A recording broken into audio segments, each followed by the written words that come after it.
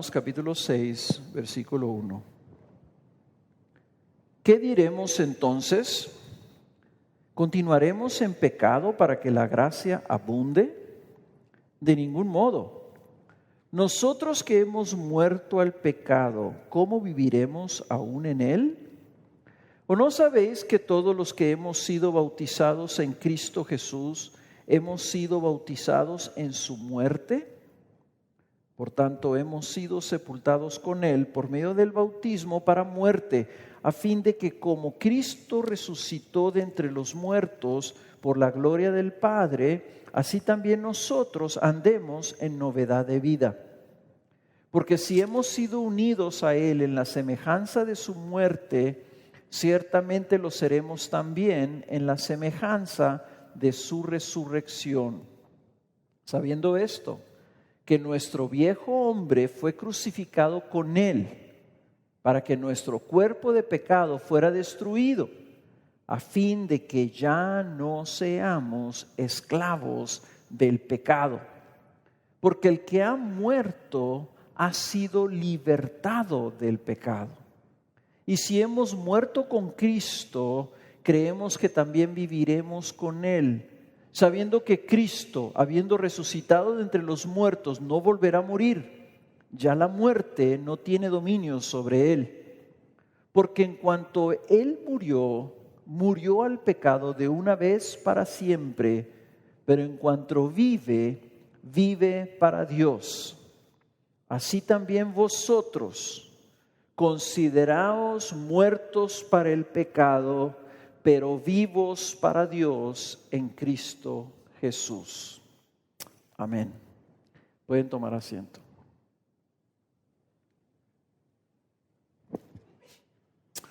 Bien, este mensaje es el tercero en esta serie que hemos titulado El Evangelio y la santificación del discípulo. Y le he titulado Unidos a Cristo y muertos al pecado. Unidos a Cristo y muertos al pecado. Perdón.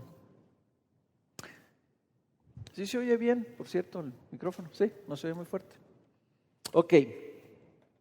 En este pasaje hay una transición. El capítulo 5, el apóstol empieza a traernos los efectos del Evangelio, lo que cambia en nuestras vidas por medio del Evangelio, lo que sucede cuando una persona se entrega a Cristo Jesús en fe y en arrepentimiento y es justificado por la fe. Estuvo principalmente hablando en el capítulo 5 los resultados de la justificación. ¿Qué pasa cuando dice la Escritura que somos justificados por medio de la gracia de Dios, por medio de la fe en Cristo Jesús? ¿Qué es lo que pasa? Ahora, Pablo empieza a hablar y a responder esta pregunta. Ok, bueno, entonces si la gracia de Dios es tan abundante, si somos justificados, si se nos ha dado el don de la justicia de Dios, si somos aceptados, si somos amados, si tenemos el Espíritu Santo, entonces si entendemos correctamente el capítulo 5, si entendemos correctamente el resultado de la justificación, podemos llegar a la conclusión que entonces pues ya no importa el pecar. Dice aquí, si la gracia es tan abundante, empieza el apóstol diciendo, ¿qué diremos entonces? ¿Continuaremos en pecado para que la gracia abunde? Pues si es tanta la gracia, pues podemos continuar pecado porque al cabo el tsunami de la gracia cubre todo. Y 2 veces el apóstol cuando predica el Evangelio en el libro de Romanos, el capítulo 5 y en el libro de Gálatas, en ambos lugares hace esta pregunta, está pensando, adivinando, adelantándose a lo que está escuchando y entendiendo la gente, diciendo, pues entonces no pasa nada con pecar, no pasa nada si seguimos en pecado. Y Pablo contesta de manera radical aquí, dice, claro que no. Claro que sí importa. Y claro que no podemos seguir pecando y nos da las razones. ¿Por qué? Entonces aquí ya hay un cambio de tema. Ya Pablo está agregando el tema de la santificación. La justificación es el evento único, el evento inmediato en donde Dios Padre, Cristo, por medio de la sangre de Cristo Jesús, tú eres declarado no culpable, eres reconciliado con Dios, eres adoptado y aceptado por Dios como hijo de Dios, se derrama el Espíritu Santo en tu vida y eres regenerado, y todo esto sucede en un momento. Yo siempre me lo he imaginado así, es el momento cuando la mano de Dios escribe tu nombre en el libro de la vida. ¿Ok? Es algo único, es algo que sucede, que donde nosotros no hacemos absolutamente nada, donde simplemente recibimos lo que Dios, por medio de Jesucristo, hace por nosotros al declararnos justos delante de Él, no culpables. Ahí sucede el perdón de nuestros pecados y ahí sucede el don, el regalo que se nos da de la justicia de Dios. Pero la santificación es diferente. Y aquí Pablo ya está empezando a hablar de la santificación. Por eso la serie se llama El Evangelio y la santificación del discípulo. ¿Qué significa santificación? ¿Qué es la santificación? Nos vamos a meter un poquito aquí a teología. ¿Ok? Y se los voy a poner desde diferentes perspectivas, voy a usar diferentes palabras, diferentes ilustraciones, como si tuvieran ustedes una joya y la estuvieran viendo de diferentes lados. La justificación es parte de nuestra salvación. La justificación es otro aspecto del proceso de redención. No es algo que está separado, como diciendo, ya pasó la justificación y entonces ahora pues yo ya estoy en santificación. No. La justificación y la santificación no se pueden separar. No puedes vivir tu santificación sin tomar en cuenta la justificación. Y no puedes decir que estás justificado si no estás también integrado en el proceso de santificación. Los dos están unidos, ¿ok? Y son inseparables. ¿Qué significa entonces la santificación? De una manera muy sencilla, la palabra significa hacer algo santo. O sea, cuando tú dedicas algo para un uso especial, cuando consagras algo. ¿Ok? Cuando tú dices, como yo que tengo mi taza, y yo digo, esta taza es mi taza para mi uso exclusivo y la uso solamente para tomar café. Y no la puede usar mi esposa para agarrar ahí, poner jabón y remojar ahí alguna cosa, ¿verdad? Para que se limpie. O sea, es mi taza y está consagrada para mí y para el uso que yo le doy. ¿Ok? Entonces podemos decir que la santificación quiere decir que Dios nos santifica, nos consagra para que seamos de Él. ¿Ok? Ahora, aunque Cristo nos ha justificado con su sangre, redimiéndonos para que seamos de Él, o sea, ya nos santificó, queda aún el proceso de que esa santidad, esa consagración se extienda a todo nuestro ser. En otras palabras, Él ya dijo, tú vas a ser para mí. Y nos agarra así de la calle, nos agarra de las tinieblas y así todos apestosos nos mete a su casa. Y dice, eres mío, ya eres mío y yo te amo y te acepto y te perdono todo. Ahora te voy a bañar y te voy a cambiar. O sea, esa es la regeneración. Y luego te voy a enseñar cómo es que los cristianos, los hijos míos, los hijos de Dios, cómo es que vivimos. ¿Okay? Si nunca han tenido el privilegio de adoptar un niño, O sea, eso es un proceso bien interesante porque tú los adoptas, son tus hijos, entran a tu casa, pero no saben nada acerca de cómo vives.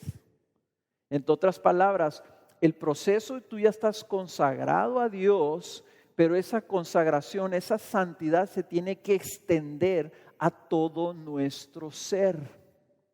¿Por qué? Porque aunque somos de Cristo, aunque tenemos el Espíritu Santo, pero nosotros seguimos en el cuerpo con el que nacimos. Y en nuestro cuerpo aún existe la realidad de algo que se resiste a Cristo, de algo que no quiere estar consagrado a Cristo. Y eso se llama pecado, y pecado con P mayúscula. Que es un principio, es lo que está en nuestra naturaleza que nos lleva a no buscar a Dios, a resistir a Dios, a que arrastremos los pies en las cosas que el Señor nos pide. Entonces, si lo que se trata el reino de Dios es que nosotros estemos sometidos a la voluntad de Dios, porque eso es el reino. El reino es, el rey determina y sus siervos obedecen y siguen la voluntad del rey. El reino de Dios significa que Él tiene una voluntad y que nosotros debemos someternos a eso. Pero si hay algo que se resiste adentro de nosotros, entonces la santificación sería el proceso de toda la vida. Y noten la palabra proceso, de toda la vida, de buscar que todo nuestro ser se someta a su preciosa voluntad. No sé si captaron esa imagen. La imagen del reino de Dios y nosotros buscando someternos a su voluntad. La buena noticia es que por el don de la justicia que recibimos, ahora queremos hacer la voluntad de Dios. Pero hay oposición. ¿Ok? Queremos hacer la voluntad de Dios, pero nuestro antiguo ser no quiere. Y entonces ahí es donde nuestra carne, como dice la Escritura, se resiste a eso.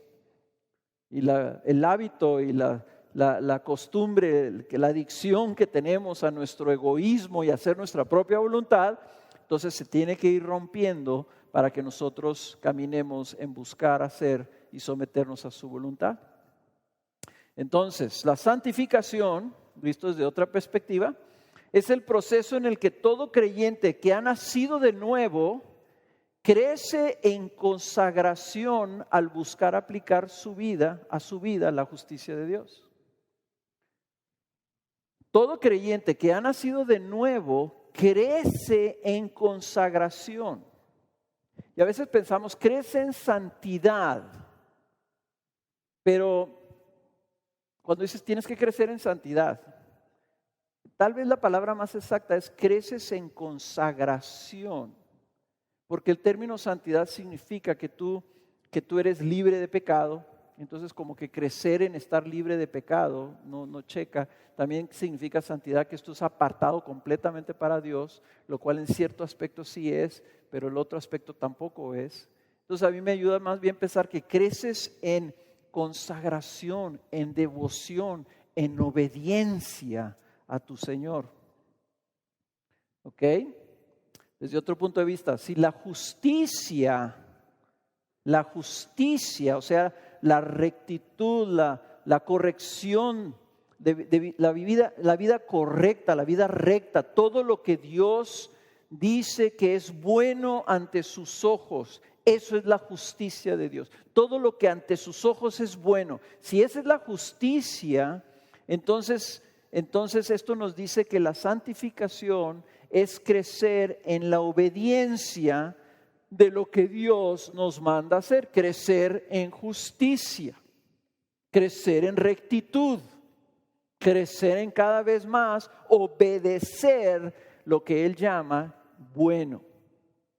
La santificación tiene que ver con obediencia y tiene que ver con proceso y tiene que ver con crecimiento en la justicia, en crecimiento en consagración. ¿Ok?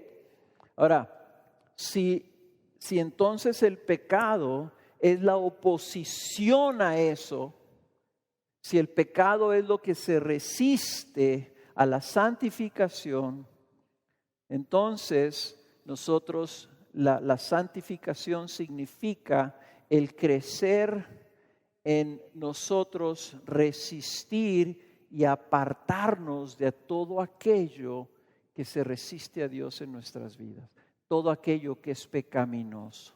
La santificación es que crezcamos entonces en la imitación de Cristo. ¿Quién es el único que obedeció perfectamente? Cristo. ¿Quién es el único que vivió completamente sometido a su Padre? Cristo. Entonces, de una manera muy sencilla, tú quieres entender qué es la santificación. La santificación es crecer en semejanza a Cristo. Por eso dice Romanos capítulo 8, que Él está usando todas las cosas para conformarnos a la imagen de su Hijo Jesús, para hacernos parecernos a Jesús, que crezca Jesús en nosotros y que nosotros disminuyamos. Fíjense todo cómo puedes definir la santificación. En resumidas cuentas, la santificación es el proceso en el que están todos los cristianos después de haber nacido de nuevo y antes de que se los lleve el Señor al cielo.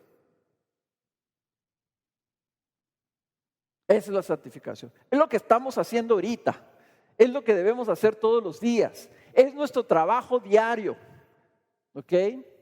Y a lo mejor tú vives un cristianismo en donde el Señor te salvó y tú dices, ya soy cristiano, ya. Y ahorita lo único que tengo que hacer es sobrevivir. Llegar. ¿Verdad? No has entendido lo que es la redención. Cristo Jesús no te salvó para eso. Cristo Jesús te salvó para que fueras liberado, para darte vida, para que entonces te dediques a Dios, te entregues a Dios, te consagres a Dios. Y por ahí dice, no esperes hacer eso cuando estás en el cielo, porque si no lo quieres hacer aquí en la tierra, tampoco lo vas a hacer cuando estés en el cielo, tampoco lo vas a querer hacer allá. Entonces por eso nos deja el Señor aquí. Ok, ya te salvé, te di mi aceptación, te di mi amor, te he adoptado, eres mi hijo. Te puse mi Espíritu Santo y eres ahora regenerado. Ahora tú eres mío, tienes todo lo que necesitas para crecer en consagración y en devoción a mí. Y ese cristianismo a veces no se predica, ¿verdad?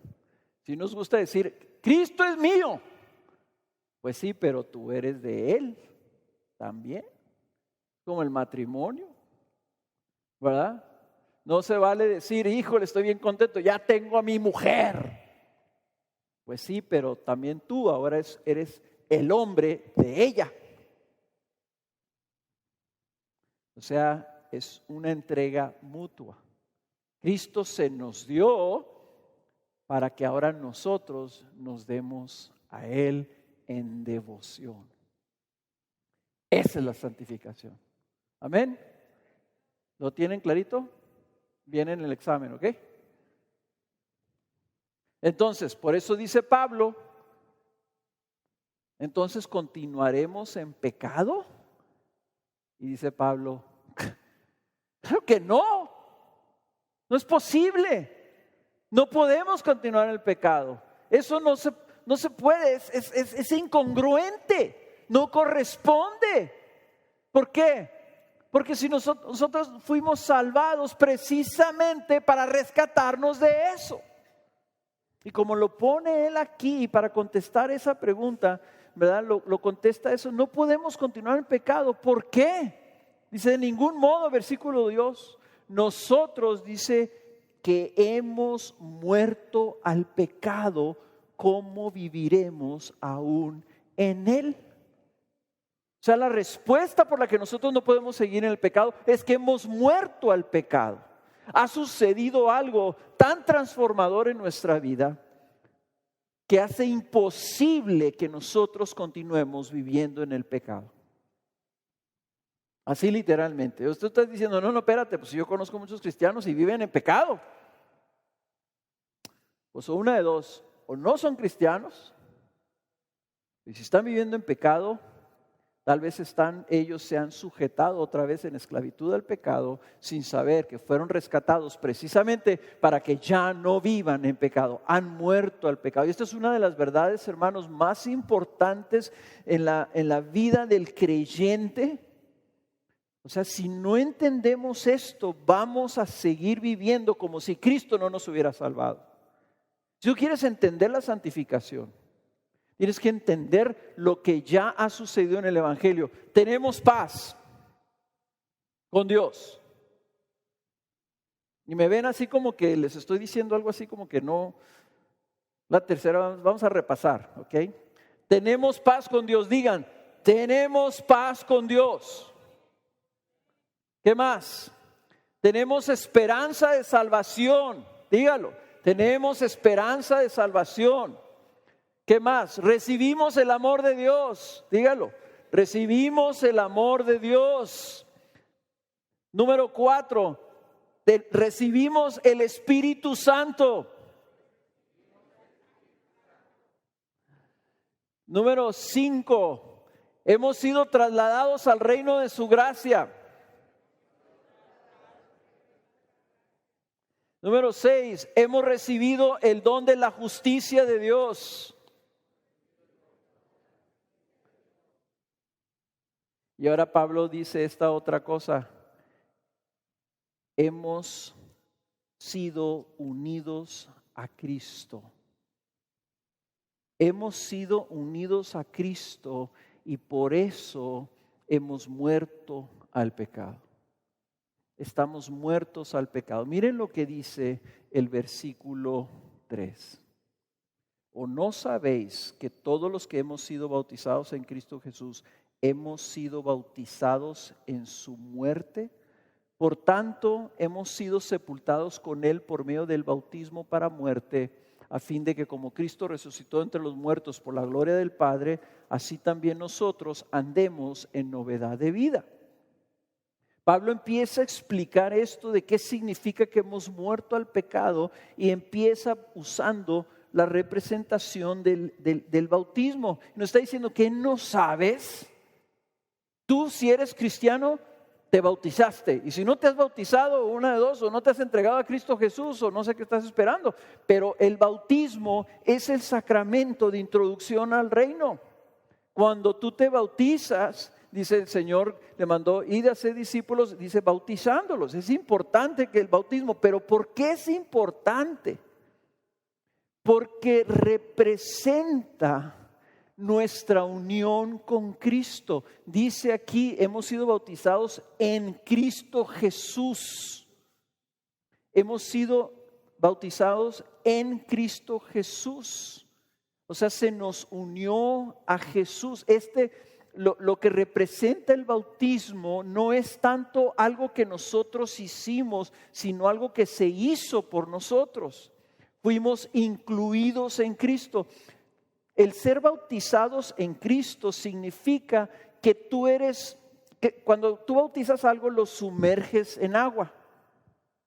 Si eres bautizado en Cristo, significa que tú eres introducido a Cristo, incluido en Cristo, sumergido en Cristo, fuiste metido en Cristo.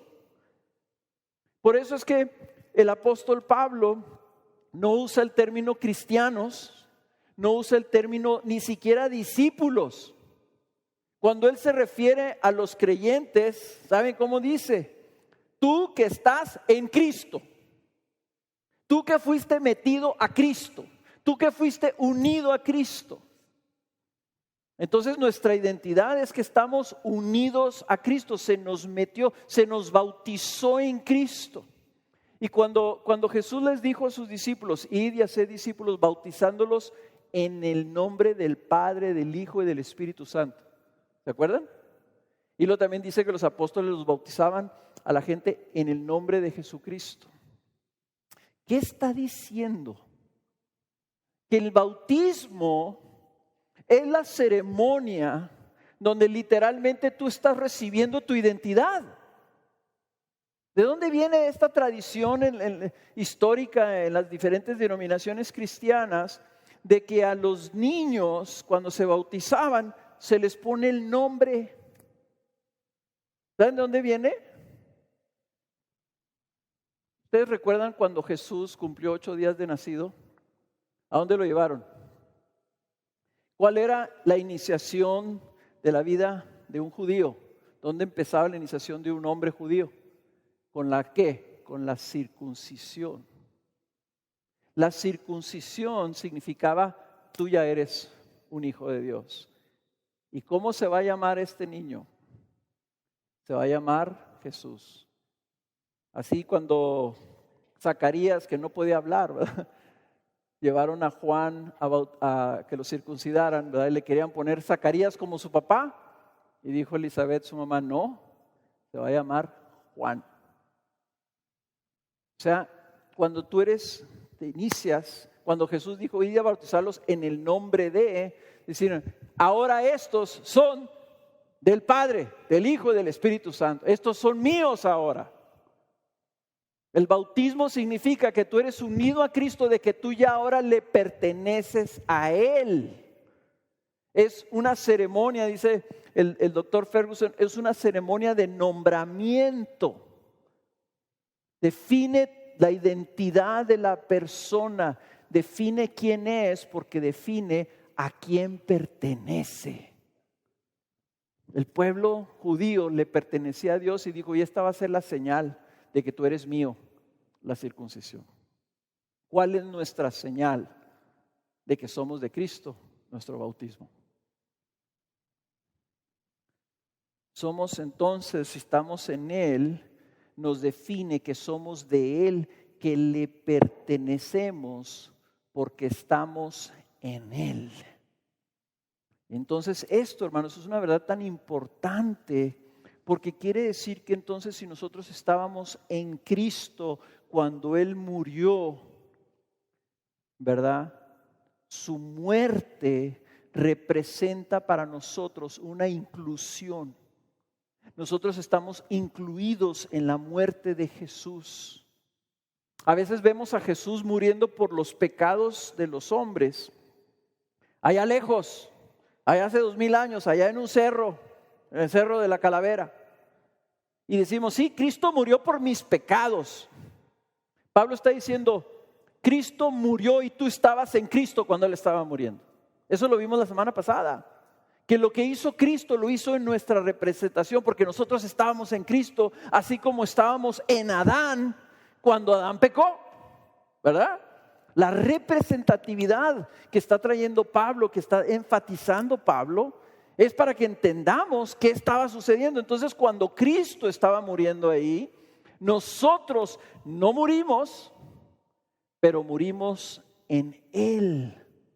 Estábamos incluidos en esa realidad tan real, dice Pablo, que literalmente algo murió, algo dejó de existir, y dice, y fue sepultado.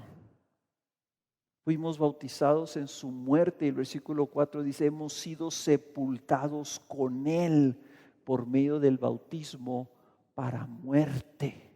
Algo murió.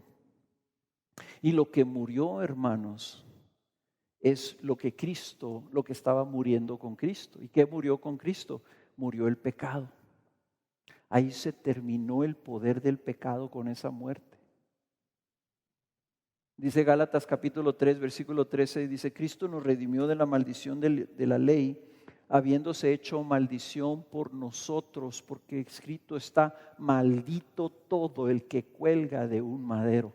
¿Qué se mató en la cruz? Se mató el pecado. Cristo dice, 2 Corintios capítulo 5, que Cristo se hizo pecado por nosotros. Lo que mató Dios ahí no fue a su Hijo inocente. Su Hijo inocente se hizo pecado y se mató ese pecado ahí. Yo lo entiendo así, cuando maldito que cuelgue todo el que cuelga de un madero.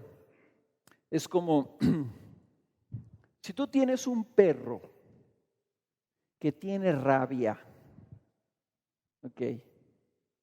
Tiene rabia este perro. le escurre la boca así como hace mucho tiempo que no se oye de un perro rabioso. ¿Cómo resuelves el problema del perro rabioso?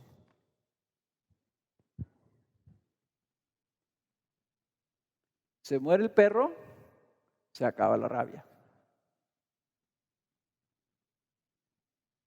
¿Qué pasó con el pecado? Cristo lo tomó, lo recibió, se hizo pecado y lo dijo y se entregó para que lo mataran. Y lo mataron y se acabó la maldición de ese pecado. O sea, lo que estamos hablando, hermanos, es la amplitud y la profundidad del Evangelio. Algo murió y fue sepultado. Y entonces Cristo Jesús, cuando fue sepultado, ¿qué es lo que sucedió después? Resucitó a una nueva vida, sin pecado ya. Resucitó a una nueva vida. Entonces, si la maldición había muerto, entonces ahora podía haber una nueva vida. Una nueva vida producido, dice aquí, por la gloria del poder del Padre. Dice, resucitó de entre los muertos por la gloria del Padre. Sabemos nosotros que fue por medio del Espíritu Santo, pero fue una obra del poder de Dios. Dice, el poder del Espíritu Santo que resucitó a Cristo de entre los muertos, lo levantó de nuevo, libre de todo. Ya ahí no se levantó como un maldito. Ahí ya no se levantó llevando nuestros pecados. Ahí se levantó en victoria. Ya había sido derrotado el pecado. Y entonces dice, esto sucedió para que nosotros, y noten así, en el versículo 4, en la última parte dice, así también.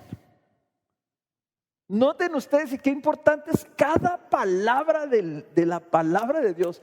También, así como Él se levantó a una nueva vida, a una nueva realidad, dice, así también nosotros andemos en novedad de vida. Ya no en el pecado. ¿Por qué? Porque ya murió el pecado. Así como Él fue levantado por la gloria del Padre, así también nosotros fuimos levantados a una vida nueva. Entonces dice Pablo, qué ilógico sería que habiendo muerto, quieras tú que Cristo vuelva a morir otra vez. Ya no, no más, nunca más. Hebreos dice, una sola vez. Y es suficiente. Y dice, y tú estabas incluido en esa muerte. Si tú estás en Cristo, si tú fuiste, dejen ustedes bautizados ahí en el agua, bautizados, metido en Cristo, sumergido en Cristo, tú moriste ahí. En esa maldición que estaba ahí en la cruz, ahí estabas incluido tú. Ahora, cuando dice, yo les digo, algo murió, algo murió, algo murió. ¿Qué murió? Versículo 5. ¿Qué murió y para qué murió? Sigue Pablo explicando, porque si hemos sido unidos a Él en la semejanza de su muerte, ciertamente lo seremos también en la semejanza de su resurrección. Sabiendo esto, que nuestro viejo hombre fue crucificado con Él. La semejanza de su muerte. Hermanos, a veces nos quedamos bien cortos con el Evangelio. Decimos, sí, Cristo murió por mis pecados. Cristo murió por mis pecados. Dice Pablo, Cristo murió para que tú murieras en semejanza a su muerte. En otras palabras, lo que Él estaba haciendo ahí, hay una semejanza en nuestra participación, en nuestra inclusión, de la misma forma como nosotros decimos, así como Cristo resucitó, nosotros también vamos a resucitar. Esto que estoy diciendo son cosas bien gruesas, hermanos. Yo estoy tratando de abarcar esto, Pero noten lo que está diciendo Pablo. Lo que está diciendo son cosas bien gruesas. Y son cosas que tienes que esforzarte para entender. Tienes que meditar en ellas, tienes que leerlas y releerlas, decir, ay caramba, Cristo murió y nosotros en semejanza de su muerte porque estábamos unidos a Él. ¿Notaron esa palabra? Si hemos sido unidos a Él. Entonces lo que Él hace, nosotros estamos incluidos ahí. Algo terminó en nuestra vida cuando Él murió. ¿Qué terminó? Nuestro viejo hombre. ¿Qué es el viejo hombre? No es tu viejo, ¿ok? El que está sentado enseguida de ti. ¿Qué es el viejo hombre? Es lo que éramos antes cuando estábamos en el reino de Adán, del pecado y de la muerte. El viejo hombre es lo que éramos antes cuando solo éramos hijos y herederos de Adán. La Nueva Traducción Viviente, que a veces acierta muy bien en sus traducciones, es nuestro antiguo ser pecaminoso. Cuando tú estás en Adán, cuando no tienes a Cristo Jesús, y indudablemente algunos de ustedes están en ese reino y no tienen a Cristo aún, pero creemos y queremos que lo tengas.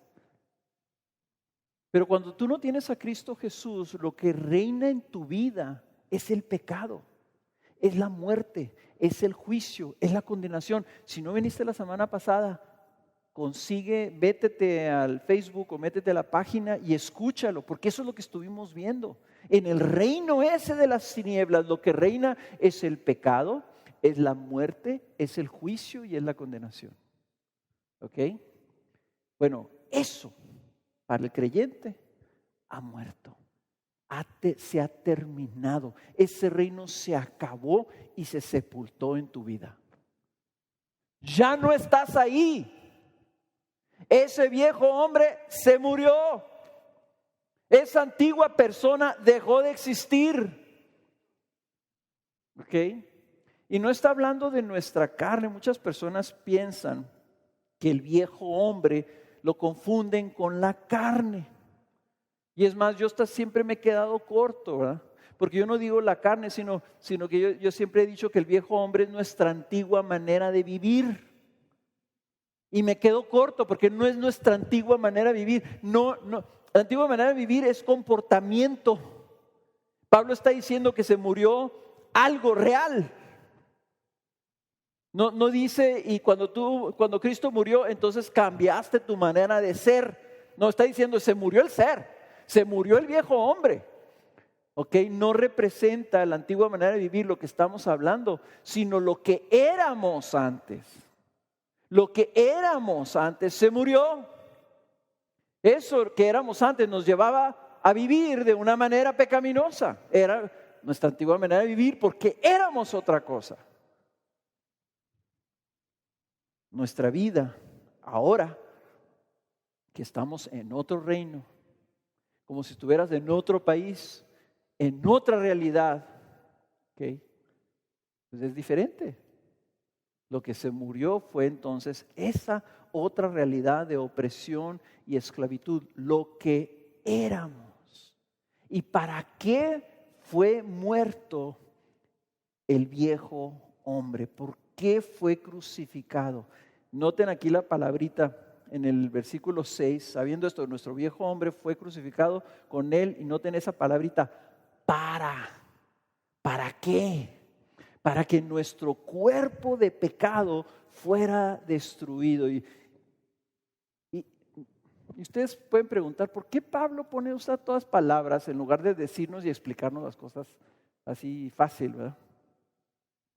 ¿Saben para qué? Creo yo, porque el Señor, el Espíritu Santo guió a Pablo a escribir estas cosas así tan difíciles, para forzarnos a que aprendiéramos unos de otros y que hasta para entender la Biblia dependiéramos de Cristo y de su Espíritu. Decir, Señor, no entiendo esta onda. ¿Quién es el viejo hombre? Y ahora, Señor, ¿qué es el cuerpo del pecado? No lo confundan con el cuerpo del delito. Okay. El muerto es el cuerpo del delito. El cuerpo del pecado muriera. Para que el cuerpo del pecado no muriera, dice, fuera destruido. Primero vamos definiendo lo que significa esa palabra que aquí fue destruido. Porque en diferentes traducciones viene traducido de una manera diferente. Dice que la palabra destruido es la palabra cartageo, que quiere decir inutilizar, abolir, cancelar, hacerlo nada, hacerlo inoperable, neutralizar. Y hay otra parte en el Nuevo Testamento, en Hebreos capítulo 2, versículo 14, que dice que Cristo vino para anular el poder del diablo que tenía el poder de la muerte. Esa palabra anular es la misma palabra. O sea, vino a anular el poder. O sea, esta palabra significa que Cristo viene a anular un poder, a hacer inefectivo el poder ¿de qué? Del pecado. Él viene a ser inefectivo. Fue hecho nada. ¿Qué? El cuerpo del pecado. ¿Qué significa el cuerpo del pecado? Pues lo mejor que lo pude entender estudiando esto es que fue utilizado el poder que había en nuestro cuerpo que nos dominaba y nos llevaba al pecado. El pecado, hermanos, que está en nosotros tenía un poder. De tal forma que ese poder te llevaba a no poder evitar pecar. Y que no tiene a Cristo, el que está en este mundo viviendo, por más que quiera, no puede evitar pecar. El pecado está en nuestra naturaleza humana y tiene un poder que nos lleva a rebelarnos contra Dios. ¿Qué fue lo que Cristo vino a anular por medio de su muerte? Vino a despojar ese poder, vino a despojar al pecado de su poder. Se le quitó su poder de tal manera que dice el final del versículo, final del versículo dice, para que nuestro cuerpo de pecado fuera destruido, a fin de que ya no seamos esclavos del pecado. Se le quitó el poder de tal forma que ya no nos puede esclavizar. Si tú eres esclavo, no puedes hacer nada más que lo que te diga tu amo. Si tú dejas de ser esclavo, tú ya no tienes por qué obedecer a ese viejo amo. ¿Verdad? Lo podemos entender así, ¿verdad? Bueno, el que no tiene a Cristo está absolutamente dominado por un principio que está en su cuerpo. El principio de pecado los esclaviza de tal forma que no pueden evitar pecar. Pero Pablo nos está diciendo que si hemos nacido de nuevo en Cristo, si estamos en Cristo, ha habido una muerte, una crucifixión, una sepultura que ha traído como resultado que se ha muerto esa vida. Y ahora el pecado ha sido despojado de su poder de tal forma que nosotros no tenemos por qué seguir esclavizados al pecado. Ese esclavo, imagínense ustedes un esclavo encadenado, prisionero, bajo el control y la posesión de un amo cruel. Se muere. El amo del muerto no se queda todavía dándole órdenes.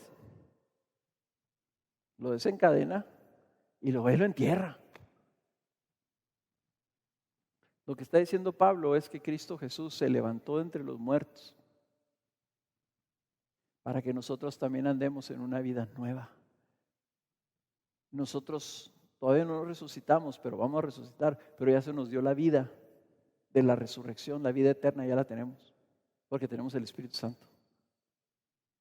Entonces, es como si nosotros nos levantáramos de los muertos. Por eso en Efesios capítulo 1 dice que nosotros resucitamos con Cristo y estamos sentados en los lugares celestiales. ¡Ya! O sea, si el esclavo resucita, nace libre. Porque el otro ya se murió. Ya ese amo ya no tiene potestad sobre él, nace libre. Ya no lo pueden obligar a que haga la voluntad del otro. Pablo lo pone así, ¿verdad? En el capítulo 7, versículo 4. Dice, estamos unidos nosotros a otro amo. Y fíjense cómo lo pone a él. Por tanto, hermanos, también a vosotros se os hizo morir a la ley por medio del cuerpo de Cristo. Ya moriste. Dice, para que seáis unidos a otro, a aquel que resucitó de entre los muertos, a fin de que llevemos fruto para Dios. Por eso concluye Pablo, el que ha muerto ha sido libertado del pecado. El que ha muerto ha sido libertado del pecado. Versículo 7. ¿Qué significa esto de que ha sido libertado del pecado? Esta palabra, la Reina Valera lo traduce como justificado. ¿Ok? ¿Y qué significa? Significa como el que es liberado por un juez cuando lo declara sin culpa. Significa que saliste de la prisión. Significa que ya no, la fuerza ya no te retiene, la fuerza policíaca o lo que sea, la autoridad, ¿verdad? Ya no te retiene, ya no te domina. Entonces, los voy a volver a leer el 6 y el 7 en la Nueva Traducción Viviente. Fíjense que a lo mejor ahora ya tiene más sentido. Dice, sabemos que nuestro antiguo ser pecaminoso fue crucificado con Cristo para que el pecado perdiera su poder en nuestra vida. Ya no somos esclavos del pecado, pues cuando morimos con Cristo fuimos liberados del poder del pecado. Ahora yo sé que algunos de ustedes están pensando y están diciendo, pues eso suena muy bonito, pero yo todavía siento el poder. Pues no quiere decir esto que te quitaron el pecado. El principio del pecado está en tu vida. ¿Por qué? Porque está en tu cuerpo. Está en tu cuerpo. Y ahora hay una realidad que ahí en ese cuerpo pecaminoso que murió, también está el Espíritu Santo y vive ahí también en ti. Pero lo que se ha roto es su poder y su dominio en nuestras vidas. Decía por ahí, creo que fue Martin Lloyd Jones o MacArthur, ya no me acuerdo quién decía. Dice, cuando eres trasladado del reino de las tinieblas al reino de la luz, al reino de su Hijo admirable, dice, es como si a ti te tomaran de un reino dividido por una barda, te toman y te ponen del otro lado y la barda te divide, ya no estás en ese reino, dice, pero todavía oyes al sargento que está del otro lado, que está gritando y que está mandando órdenes, ¿no? Y otra vez vimos una película sobre la esclavitud en Estados Unidos en el siglo XIX, de cuando vino la liberación. Y era tremendo porque los esclavos fueron liberados, pero iban al pueblo de compras y veían a sus antiguos amos ahí parados viéndolos. Y si iban a la tienda y estaba el amo ahí parado en la puerta, el antiguo esclavo pasaba y pasaba de largo. No se atrevía a entrar porque iba a tener que pasar ahí enseguida del que era el amo. Y tenía el odio y tenía el amo esa actitud de desprecio por él, pero ya era libre. En otras palabras, la presencia está ahí. El poder ya no lo tiene más que cuando nosotros se lo damos. Por eso dice Pablo, de ninguna manera. Ahora, ese es un lado de la moneda. ¿Cuál es el otro lado de la moneda? Que fuimos liberados por la muerte en Cristo para la vida. Vean el versículo 8. Y si hemos muerto con Cristo, creemos, noten la palabra creemos, que también viviremos con Él. Sabiendo que Cristo, Habiendo resucitado entre los muertos, no volverá a morir y ya la muerte no tiene dominio sobre él. Porque en cuanto él murió, murió al pecado de una vez y para siempre. Pero en cuanto vive, vive para Dios. Entonces, aquí estamos nosotros, creemos que también viviremos con Él. Ha sido, hermanos, inaugurado un nuevo reino, una nueva era, la era de la vida eterna, la era de la vida de resurrección en nuestras vidas. Se lo quieren poner así en algo que se usa, una palabrita que se usa en los términos, en tiempos modernos. Ya vivimos en otra dimensión. ¿Okay? No es una palabra bíblica, así que no digan a nadie que yo les dije, ¿verdad? Pero para que entiendan. ¿Okay? Estamos en otro lado ya. Estamos viviendo otra cosa. Así como Cristo se salió, o sea, dejó la tumba y subió a vivir. ¿En dónde está? Sentado en su trono. Y dice, y ahora Él ha inaugurado el reino de la gracia para que nosotros reinemos en vida. Vivamos en otra dimensión, en otra realidad, en otro poder. Esa es la verdad de lo que estamos hablando. En lugar de vivir para el pecado, dice, nosotros también ahora podemos vivir para Dios, como vive Cristo. Fuimos trasladados de un dominio a otro reino para vivir ya no bajo el propósito de eso que nos dominaba, que era el pecado, sino vivir ahora para agradar a Dios. Y la pregunta es, ¿podremos hacerlo? No suena tan fácil. Porque los que han sido cristianos, poquito tiempo, muy poquito tiempo te vas a dar cuenta de lo que tú pensaste que eres cristiano y ahora sí ya el pecado te hace los mandados y al ratito vas y te tropiezas y te vas de boca y tú dices, ¿qué pasó? ¿Qué pasó? Entonces viene la conclusión, versículo 11. Así también vosotros, y noten esta palabra, consideraos muertos para el pecado, pero vivos para Dios en Cristo Jesús. Ese es uno de esos versículos que hay que memorizar. Consideraos, hermanos, desde el capítulo 1 hasta el 6:11, Pablo no había dado ni un solo mandamiento. Hasta ahorita, Pablo te está diciendo que necesitas hacer algo. Y de aquí al 8, no te va a dar ningún otro mandamiento, más que que creas. Fíjate qué tremendo. ¿Y cuántos nosotros pensamos que el cristianismo se trata y empieza con hacer? Y Pablo te dice, no, empieza con entender. La santificación, hermanos, empieza con la renovación de nuestra mente.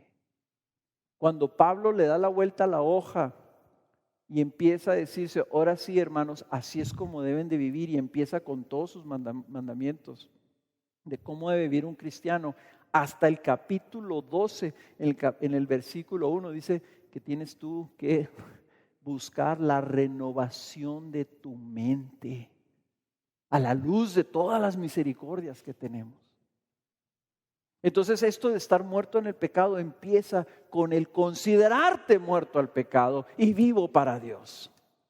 ¿Qué significa esto? Significa que la fe debe moverte a la acción. O sea, la fe debe de llevarte a hacer y a vivir de cierta manera. Si yo te digo, oye, acabo de encontrar un papel que escribió tu abuelito, que dice que en el centro del patio de tu casa, él enterró un cofre lleno de puros centenarios de oro. Y tú me vas a decir, ay, mi abuelo, hambre. Era bien vacilón, ¿y no me crees? Y yo te digo, ¿y si te está diciendo la verdad? Y tienes un tesoro de centenarios de oro enterrados ahí y te pone la localización. Dice, considerados muertos al pecado, significa agarra la pala, sal al patio y empieza a escarbar. Eso es considerarte. En otras palabras, no, la fe no es que te convenzas mentalmente, sino que tu mente sea renovada al punto que entonces tú actúas. Como decían los antiguos, actuamos la fe. O sea, vives y actúas de una manera que corresponde a esa verdad. Entonces, ¿cuántos de ustedes han dicho esto alguna vez en su vida? Es que no puedo cambiar.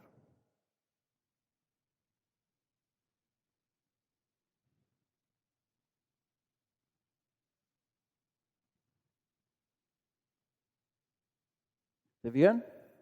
Decimos que creemos y lo decimos cosas como esas. Y es incongruente. Eso implica que eres esclavo y que no lo puedes evitar. ¿Cuántos han pensado, es que me gana el pecado, me domina el pecado? Es que nunca voy a ser libre de esto. Es que nunca voy a poder cambiar. Es que así soy yo y no puedo.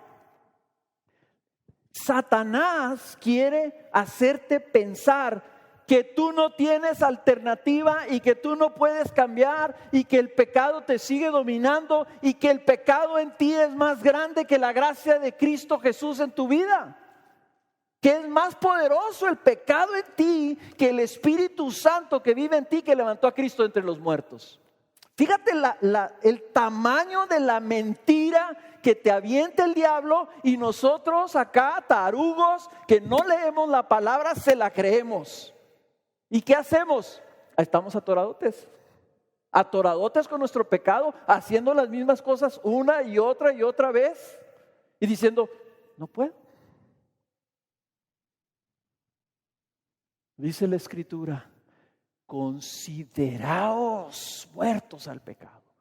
Ya se murió, ya no tiene poder. Dice ahora, considérate más bien vivo para Dios en Cristo. Hermanos, miren, yo sé que ya es tarde. Hijo, pero les tengo que decir esto. Esto, cuando lo leí, no quiero decir que lo entendí, pero como que lo vi.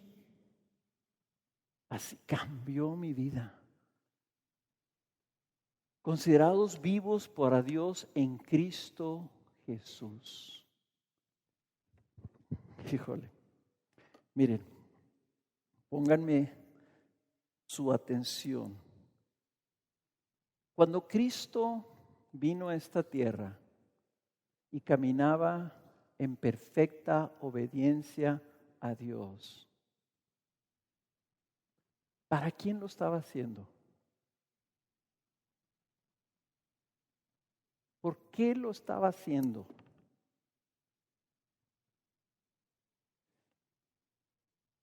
Aquí es una cosa bien interesante. Él iba a ser hecho, él vino, todos decimos, Cristo vino a morir. Cristo nació para morir como un maldito. Pero Cristo primero vivió una vida de perfecta obediencia. ¿Saben cómo lo hizo? Cuando dice, por ejemplo, que fue bautizado, ¿qué dice que sucedió? Dice, vino sobre él el Espíritu Santo. Y dice, y entonces lleno del Espíritu Santo, ¿qué fue lo primero que hizo?